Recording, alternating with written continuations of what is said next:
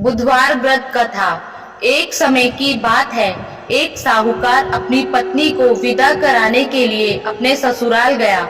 कुछ दिन वहां रहने के उपरांत उसने सास ससुर से अपनी पत्नी को विदा करने के लिए कहा, किंतु सास ससुर तथा अन्य संबंधियों ने कहा कि बेटा, आज बुधवार है, बुधवार को किसी भी शुभ कार्य के लिए यात्रा नहीं करते।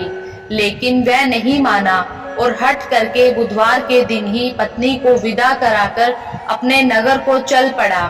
राह में उसकी पत्नी को प्यास लगी। उसने पति से पीने के लिए पानी मांगा। साहूकार लोटा लेकर गाड़ी से उतरकर जल लेने चला गया। जब वह जल लेकर वापस आया तो वह बुरी तरह हैरान हो उठा, क्योंकि उसकी पत्नी के पास उसकी ही शक्ल सूरत का एक दूसरा व्यक्ति बैठा था। पत्नी भी अपने पति को देखकर हैरान रह गई। वह दोनों में कोई अंतर नहीं कर पाई। साहूकार ने पास बैठे शख्स से पूछा कि तुम कौन हो और मेरी पत्नी के पास क्यों बैठे हो। उसकी बात सुनकर उस व्यक्ति ने कहा, अरे भाई, यह मेरी पत्नी है। मैं अपनी पत्नी को ससुराल से विदा कराकर लाया हूँ, लेकिन तुम कौन हो जो मुझसे ऐसा प्रश्न कर रहे हो। दोनों आपस में झगड़ने लगे।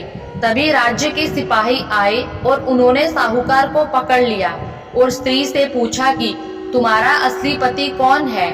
उसकी पत्नी चुप रही, क्योंकि दोनों को देखकर वह खुद हैरान थी कि वह किसे अपना पति कहे।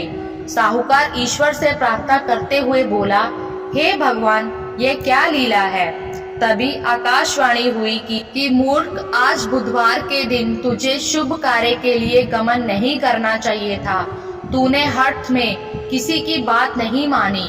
यह सब भगवान बुद्धदेव के प्रकोप से हो रहा है।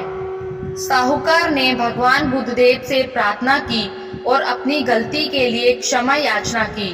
तब मनुष्य के रूप में आए बुद्ध देवता अंतर्ध्यान हो गए। वह अपनी स्त्री को घर ले आए।